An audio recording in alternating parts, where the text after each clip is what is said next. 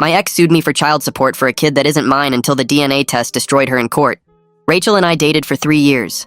Ended things mutually when she got a job offer in Denver, and I was starting my electrician apprenticeship in Ohio. No drama, no hard feelings. We even stayed friends on social media, with occasional happy birthday texts. 4 years later, completely out of nowhere, I got served papers at work, child support lawsuit. Rachel was claiming I owed 3 years of back support for a daughter named Lily. $1,800 a month plus medical expenses. Total, $87,000. I hadn't seen Rachel in 4 years. The math literally didn't work, but her filing claimed we'd had a one-night thing when she was visiting Ohio for a conference.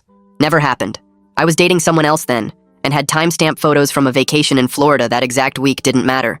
The court ordered temporary support payments while the case was pending. $1,800 a month starting immediately. I made $4,200 a month as a journeyman electrician.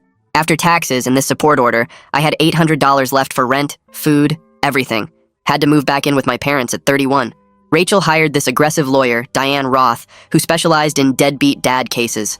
First hearing, Roth painted me as a monster who'd abandoned his pregnant girlfriend and denied his own child for years, said I was hiding assets, probably working under the table, definitely lying about never seeing Rachel.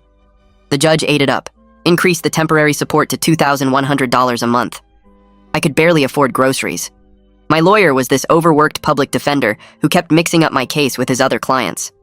Meanwhile, Rachel was posting constantly about being a single warrior mom and how fathers who don't support their children are the worst kind of criminals.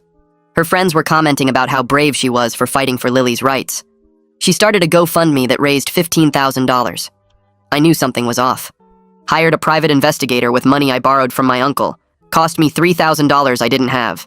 The PI found something interesting. Rachel had been dating a guy named Brandon for 5 years.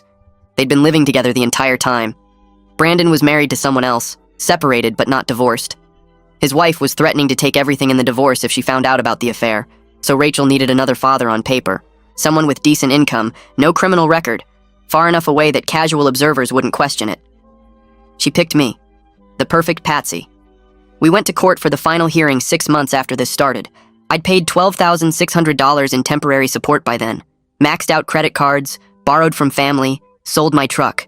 Rachel showed up looking perfectly rehearsed conservative dress, minimal makeup, holding a folder of what she claimed were medical bills and daycare receipts. Roth went first. Presented a whole timeline of my supposed relationship with Rachel. Text messages I'd never sent.